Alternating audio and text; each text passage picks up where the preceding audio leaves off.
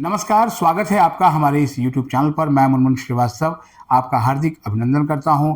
दिल्ली विश्वविद्यालय में 2025-26 की दाखिला प्रक्रिया अब संपन्न हो चुकी है और इस बार भी दिल्ली विश्वविद्यालय में बड़ी संख्या में सीटें खाली रहीं और इसकी आशंका 4 साल पहले भी जो है वो ड्यू के ही एक एक्सपर्ट ने जो है व्यक्त कर दी थी। हमारे साथ आज बात करने के लिए मौजूद हैं डॉक्टर आदित्य नारायण मिश्रा, जो कि सबसे लंबी अवधि तक दिल्ली विश्वविद्यालय शिक्षक संघ यानी डूटा के प्रेसिडेंट रहे, 3 बार प्रेसिडेंट रहे और उन्होंने जैसे ही सीयूटी आया था उसके बाद आशंका व्यक्त की थी कि आने वाले दिनों में इसका दंश जो है वो दिल्ली विश्वविद्यालय को भोगना पड़ेगा। उनसे आज हम जानेंगे कि इस बार की एडमिशन व्यवस्था को वो किस नज़र से देखते हैं और आने वाले दिनों में जो है क्या किया जाना चाहिए। स्वागत है डॉक्टर मिश्रा हमारे चैनल पर। नमस्कार। मैं काफ़ी 4 साल पहले आपने मेरा इंटरव्यू लिया था मुनमुन जी, और हमने तभी भी अपने आशंका नहीं था बल्कि मेरा काफ़ी कंफर्म ओपिनियन था कि भाई हमारा जो एडमिशन प्रोसेस में ये डाइल्यूशन लाएगा, बच्चे हमारे पास नहीं आएंगे और जिन स्टूडेंट का रुचि जिस सब्जेक्ट में है वो स्टूडेंट हमें नहीं मिलेगा। और ये तमाम चीज़ें सही हुआ।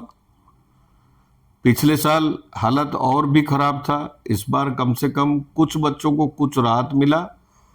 जैसे स्पॉट राउंड इन्होंने मॉप अप राउंड किया, वो आप लोगों का इंटरवेंशन, और बाकी राज्यपाल जी ने मुद्दा उठाया था एग्जीक्यूटिव काउंसिल में। इस वजह से मैं फंडामेंटली इस बात को लेकर के काफ़ी चिंतित रहता हूँ कि जो उद्देश्य है वो सही नहीं है। अब इस बार भी देखिए 4 जुलाई को एक तो 12th क्लास का एग्जाम का रिजल्ट कब आ गया, उसके बाद तुरंत रिजल्ट मई में ही आ गया था। मई में आ गया था। अब मई के बाद इमीडिएटली मई के महीना में ही ये एग्जामिनेशन संपन्न हो करके और एग्जामिनेशन सीयूईटी का रिजल्ट आ जाना चाहिए था। तो मई में ही से एडमिशन हमारा चालू हो जाता, जून में हमारा एडमिशन हो जाता। पहले हमारा एडमिशन हो करके जुलाई 16 तारीख को यूनिवर्सिटी खुल जाता था, सारी एडमिशन 1-2 लिस्ट बच जाती थी। फिर हुआ कि भाई 16 जुलाई को ना होकर के 21 जुलाई का होगा। अब 21 जुलाई तक भी कभी किसी कॉलेज का लिस्ट, एक कट ऑफ लिस्ट बचती थी, बाकी तो सब कुछ एडमिशन कंप्लीट हो जाता था, हमारा क्लासेस चालू होता था।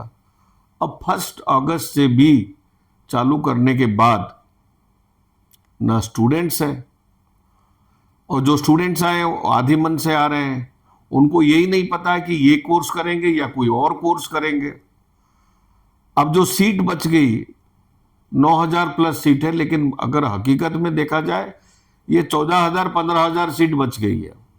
और ख़ास करके जो सब्जेक्ट्स है, लिटरेचर है और साइंस के सब्जेक्ट्स है, वो काफ़ी इसमें से उनके ऊपर मार काफ़ी पड़ा है।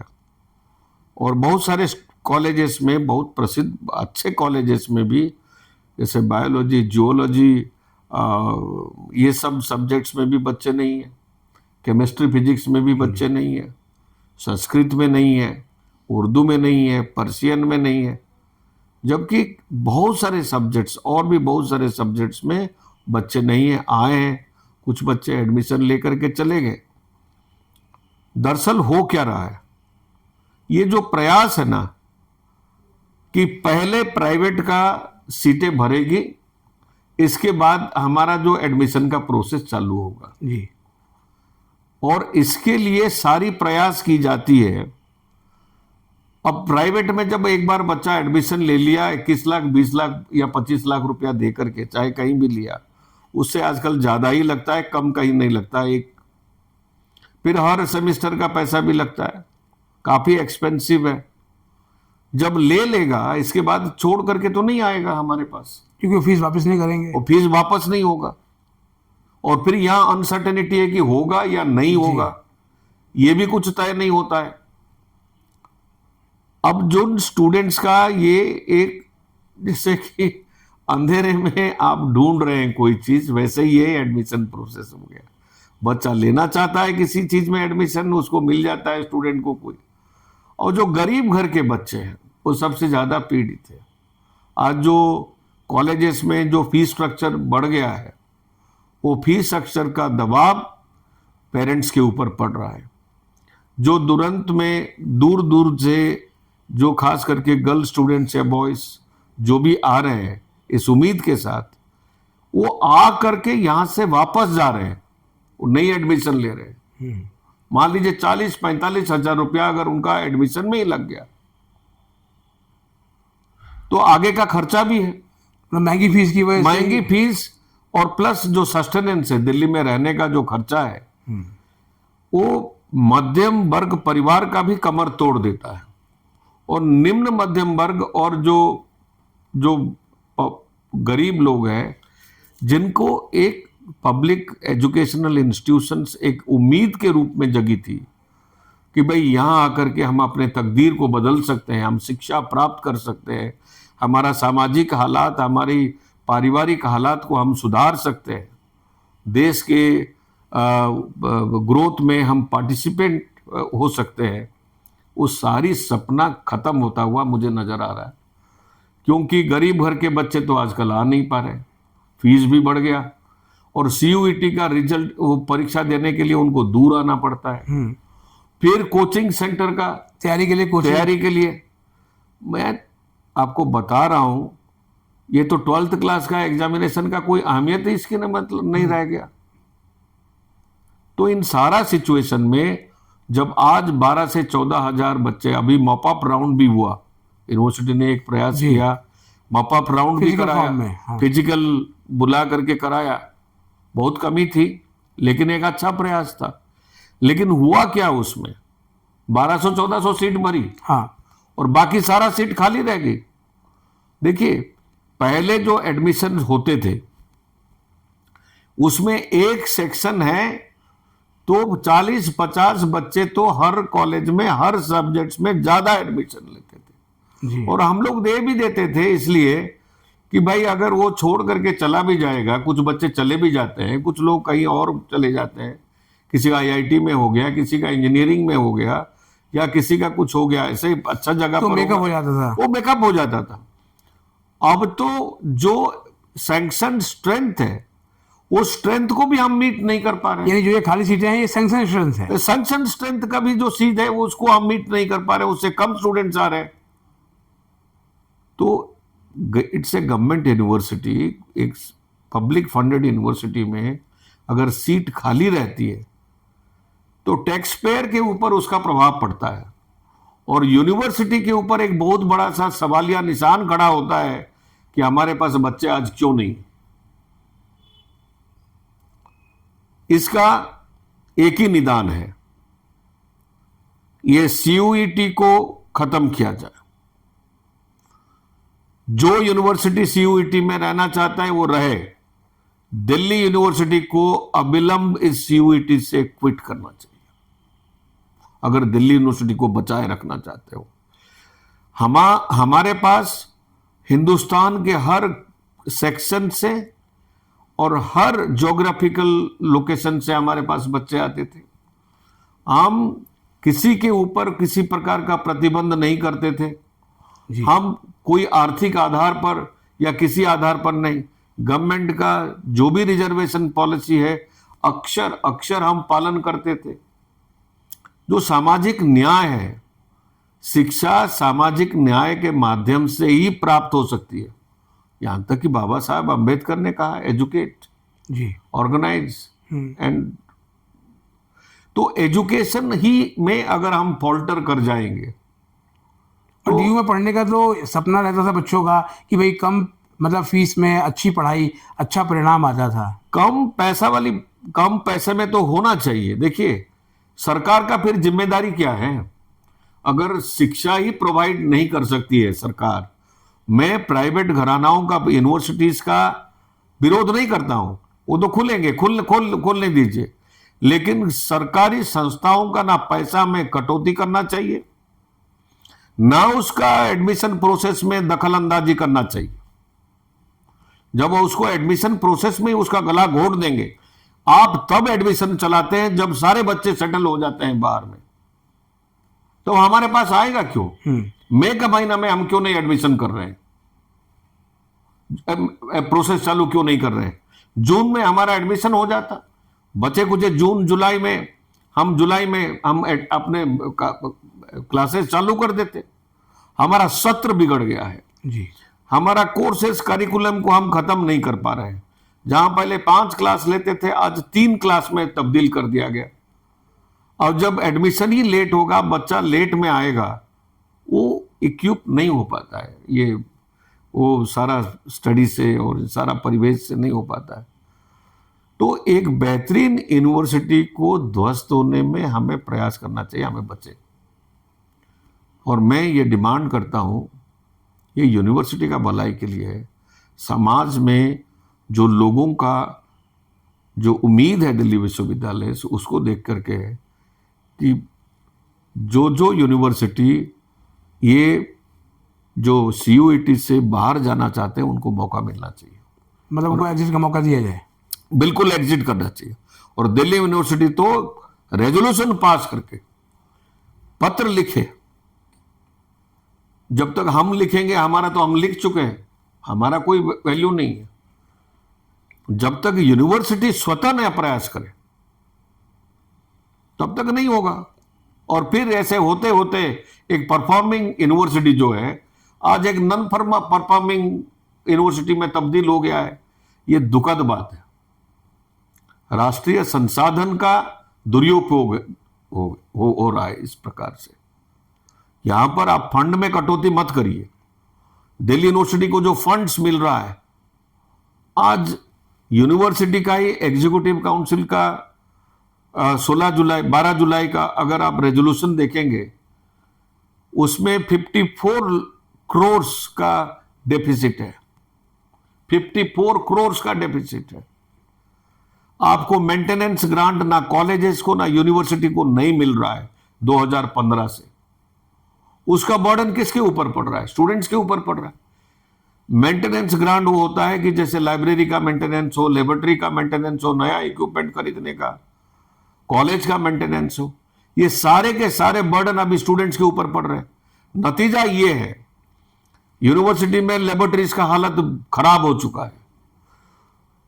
प्रोफेसर्स को, बाकी जो रिसर्चर्स को रिसर्च करने में बहुत मुश्किलात का सामना करना पड़ रहा है और क्वालिटी ऑफ रिसर्च डिटोरिएट कर चुका है, क्योंकि हमारे पास मशीन और जो इक्विपमेंट है अप टू डेट नहीं है। जो खराब हो चुके हैं उसको हम रिपेयर नहीं करा सकते। लाइब्रेरी में भी वही हालत है। अब इसका जो बर्डन स्टूडेंट्स के ऊपर पड़ रहा है, स्टूडेंट का फीस बढ़ रहा है, उधर हम हैफा से लोन ले रहे हैं। देखिए, सरकार का नीति के तहत अगर लोन तो लोन होता है, ग्रांट नहीं है, वो चुकाना पड़ेगा लोन, वो तो चुकाना पड़ेगा। उसका भी बर्डन आपके ऊपर, छात्रों के ऊपर पड़ रहा है और आगे और पड़ेगा। तो ऐसी हालात में जो गरीब घर का बच्चा, जिसको कि एक सपने के साथ हो, सोचता है कि मैं अपने जिंदगी को बदलूंगा, वो तो साकार कभी नहीं होने वाला है। हम लोग भी सब दूर दूर से आकर के इस विश्वविद्यालय में पढ़ाई लिखाई किया है, और ये सपना अभी भी होना चाहिए हर बच्चे के दिल में, हर बच्चे के दिमाग में। और यहाँ आकर के पढ़ करके, अच्छे संस्थानों में पढ़ करके अपने भविष्य को खुद वो सजा सकता है। लेकिन इसको करने के लिए एक तो नंबर 1 ये CUET से हमें एग्जिट करना पड़ेगा, कंप्लीट एग्जिट करना पड़ेगा। कोर्सेस करिकुलम सही समय पर चालू हो। हमको जो पीरियड से 2 घंटे में, 4 घंटे का प्रैक्टिकल को 2 घंटे में आपने सीमित कर दिया। कहां से रिसर्च होगा? कहां से बच्चा प्रैक्टिकल में सीखेगा जब उसका फर्स्ट हैंड एक्सपेरिमेंटेशन ही नहीं हो पा रहा है उसका? इन तमाम मुद्दों को लेकर के हमें सोचने की जरूरत है। और सर, ये तो CUET की बात हुई। क्या आपको लगता है कि जो एडमिशन है, इसको भी लेके जब हम बात कर रहे थे कुछ पेरेंट्स से, तो उनका ये कहना था कि एडमिशन कॉलेज को करना चाहिए, ना कि सेंट्रलाइज हो, क्योंकि हमें चूज करने का अधिकार होना चाहिए कि मुझे किस कॉलेज में कौन सा कोर्स चाहिए। देखिए, ये तो यूनिवर्सिटी ने इस प्रोसेस को हथिया लिया है। पहले कट ऑफ जो है वो डिसाइड होता था यूनिवर्सिटी लेवल में, और वो इंडिविजुअल कॉलेज का कट ऑफ कॉलेज जो भेजता था, यूनिवर्सिटी उसको प्रेस में भेज देती थी, न्यूज़पेपर में छपता था पूरा। और हर न्यूज़पेपर में छपता था कि एलएसआर का क्या कट ऑफ है, औरबिंदो कॉलेज का क्या कट ऑफ है, सरदानंद कॉलेज का, हिंदू कॉलेज का, स्टीफेंस कॉलेज का, दौलतराम कॉलेज का, मिरंडा कॉलेज का क्या कट ऑफ है। ये वहां से बच्चा पढ़ता था कि भाई केमिस्ट्री ऑनर्स में क्या चाहिए, फिजिक्स ऑनर्स के लिए क्या चाहिए, पॉलिटिकल साइंस ऑनर्स के लिए क्या चाहिए, संस्कृत के लिए क्या चाहिए। और वो बच्चा जो अप्लाई कर चुका है, फिर कॉमन फॉर्म भी आ गया था ताकि बार बार हर जगह पर अप्लाई ना करें। वो 1 रुपए का वो 1 रुपया का फॉर्म था कि एक बार आप अप्लाई कर दिए तो हो गया काम उसमें। जितना हम सिंप्लीफाई करेंगे, देखिए हम ऑब्स्टेकल्स पैदा कर रहे हैं उन बच्चों के लिए जो फर्स्ट टाइम लर्नर्स हैं, उनके पेरेंट्स के लिए ये बहुत मुश्किलात का चीज है। वो कहां जाकर के ऑनलाइन में भरेगा, क्या करेगा, दोनों चीजें रखिए। कितने बार जाएगा परीक्षा, सीयूईटी का परीक्षा देने के लिए जाएगा, भरेगा, करेगा, ऑप्शन देगा, फिर सीएसएस रजिस्ट्रेशन करेगा, बिल्कुल फिर प्रेफरेंस बनाएगा। नहीं हो पाता है, वो इतना कोप अप नहीं कर पाता है। एक बार जाएगा तो उसका खर्चा कितना बैठ रहा है, उस शहर में उसका कोई है क्या, उसको कहीं पर होटल में रुकना पड़ेगा, ट्रेन में, बसों में लोग कितने बार जाएंगे। अपने नौकरी धंधा छोड़ करके, रोजी रोटी का जिसमें बाप लगा हुआ है, मां लगी हुई है, उसको छोड़ करके जाएगा। लोगों ने सोच लिया कि छोड़ो। तो ये एक दुखद स्थिति है। भारत का एकता और अखंडता मिलजुल करके बढ़ती है। हर बच्चा जब हर स्टेट का आकर के एक जगह पर पढ़ता है, उसमें एक आत्मबल पैदा होता है कि ये हिंदुस्तान का सही तस्वीर है, और हिंदुस्तान का तस्वीर को वही लोग बदलते हैं जी, डाइवर्सिटी पूरी, वो डाइवर्सिटी से ही बदलता है। अब ये खत्म हो रहा है। कॉलेजेस का काम होता था कि कट ऑफ तय करना, कॉलेजेस में एडमिशन होते थे। अब तो सारा काम तो यूनिवर्सिटी का एक पोर्टल पर होता है। कॉलेज वालों को तो बस यस नो करने का ही कुछ रह गया, केवल सुपरविजन कर रहे हैं बस। तो सुपरविजन कर रहे हैं, उनमें कोई डिसीजन नहीं है। भाई पॉलिटिकल साइंस पढ़ने में अगर हम इंग्लिश वालों को या बाकी साइंस वालों को कुछ ग्रेस देना चाहते हैं, नहीं देना चाहते, या पॉलिटिकल साइंस पढ़ने वालों के लिए क्या परसेंटेज तय करना चाहते हैं, या हिस्ट्री का सेम, केमिस्ट्री में, फिजिक्स में, मैथमेटिक्स में कि हम कितना परसेंटेज का रखना चाहते हैं, ये अनुभव से हम लोग करते थे। और वो बेहतरीन तरीका था, एज ओल्ड ट्रेडिशन को हम फॉलो करते थे। इसको जो एक बार में दरकिनार किया गया, आज भी मैं अपील करता हूं कि ये प्रोसेस का जिम्मा कॉलेजेस के पास जाना चाहिए। फेडरल स्ट्रक्चर में डिसेंट्रलाइज हो, डिसेंट्रलाइज्ड हो, बिल्कुल डिसेंट्रलाइज्ड हो, और यूनिवर्सिटी के पास ओवरऑल रिस्पॉन्सिबिलिटी रहे कि भाई ये कट ऑफ दे रहा है तो कौन सा कट ऑफ में कितने बच्चे आ रहे हैं, जा रहे हैं, वो सारा चीज का इंफॉर्मेशन उनके पास रहे। कोई वायलेशन तो नहीं हो रहा है, निगरानी भी रख लें जी। लेकिन कॉलेज लेवल में भी निगरानी होती थी, ऐसा नहीं है। जो स्टाफ काउंसिल का सेक्रेटरी होता था वो साइन करता था, जो एडमिशन कमेटी का कन्वेनर होता था वो साइन करता था, प्रिंसिपल साइन करता था, कई हैंड से गुजरता था वो कागज, और कहीं गड़बड़ी भी हो गई तो उसको कैंसिल कर दिया जाता था। अब तो गड़बड़ी हो भी रही है तो किसको पता नहीं जी, सब कुछ डार्क में है। तो मैं अपील करता हूं कि इसको रद्द किया जाए, इससे बाहर हमें एग्जिट मारना चाहिए, और कॉलेजेस को स्वायत्तता मिलना चाहिए कि एडमिशन का प्रक्रिया में वो एक निर्णायक भूमिका निभाए, और एडमिशन हो, बच्चों को हम एडमिट करें जैसे पहले होता था जी। हम पुराना चीज़ों में वापस जाएं, सही समय पर एडमिशन हो, हमारा क्लासेस सही समय पर लगे, हमारी सत्र का एहसास सारा हिंदुस्तान का हो। पहले जिस दिन कॉलेज खुलता था उससे पहले सारे नेशनल डेलीज और टीवी अनाउंस करता था कि कल दिल्ली यूनिवर्सिटी खुलने वाली है। हाँ, और बड़ा मतलब एक पूरा मेला सा होता था वो, सबको पता होता था कि भाई हम 21 जुलाई को खोलेंगे, हम 16 जुलाई को खुलता था जी। वेकेशन कब होगा, ब्रेक कब होगा, ये पहले से सबको पता था कि आप प्लान कर सकते हैं उस दौरान में कहीं जाने का, कुछ करने का। अब कोई प्लानिंग नहीं, कुछ नहीं, सब हैजार्ड मैनर में चल रहा है। और शिक्षा एक व्यवस्थित तरीके से ही प्राप्त हो सकती है, एक संयोजित तरीके से ही शिक्षा का प्राप्त हो सकता है। असंगठित तरीके से आप शिक्षा को प्रदान नहीं कर सकते हैं। और सरकार से मेरी अपील है कि जो ग्रांट्स में कटौती है वो ना करें। जी, एक सवाल भैया आज का चलते चलते जो है वो कि डूटा का गठन हो गया है और आप 3 बार डूटा प्रेसिडेंट रहे, तो नई डूटा को आप क्या कहेंगे? देखिए, डूटा इलेक्शन एक एक्शन प्रोग्राम है जी, डूटा एक संगठन है जो अपने एक्शन से जिंदा रहता है। और डूटा का काम है शिक्षकों को प्रोटेक्शन देना, शिक्षकों का बेहतरी किस में हो सकती है वो देखना। शिक्षा सेंस जुड़ा हुआ है, शिक्षा में भी अगर कोई हेर बदल हो रहा है, जो सही शिक्षा नहीं दिया जा रहा है, उसमें भी आपने सोचना है। और दूसरा कि पब्लिक फंडेड इंस्टीट्यूशंस में जो गवर्नमेंट का जो इंटरवेंशन है वो किस प्रकार से है, पैसा में कोई कटौती तो नहीं हो रहा है। आज हालात खराब है, हेपा के लिए लोन लेकर के बिल्डिंग बनाई जा रही है क्योंकि आपको ग्रांट नहीं मिल रहा है। ये जो सारा चीज हो रही है उसमें हमारा डूटा का दखलंदाजी होना चाहिए। ओल्ड पेंशन स्कीम मैं आपको बता रहा हूं, ये एक प्रमुख मुद्दा होना चाहिए हम सबका। मिलकर के लड़ेंगे तो कहीं ना कहीं तो अंत होगा, हमें प्राप्त होगा। देखिए, अभी जितने न्यू पेंशन स्कीम है या जो अभी उसके बाद भी जो आया, इन सब में टीचर्स के लिए, जो कर्मचारियों के लिए कोई न्याय नहीं है। कभी आप अगर करेंगे तो मैं नहीं, इस पे एक लंबी बातचीत करेंगे। और जो अभी एमफिल पीएचडी के लिए जो इंक्रीमेंट्स कटौती कर दी गई है वो होना चाहिए। जो पास्ट सर्विस काउंट है वो होना चाहिए। देखिए, डूटा का फॉर्मेशन 15 लोग जीतते हैं, प्रेसिडेंट एक है, 16 लोग हैं जी। 16 लोगों में से 9 लोग होंगे तो मेजॉरिटी बनेगी। और आज तक का मेरी समझ से मैंने कभी नहीं देखा कि 9 आदमी एक ग्रुप से कहीं हो। और इसलिए इस प्रकार का संरचना की गई कि फॉर्मेशन के समय में कुछ लोग जरूर एक दूसरे से मिल करके बनाएंगे जी।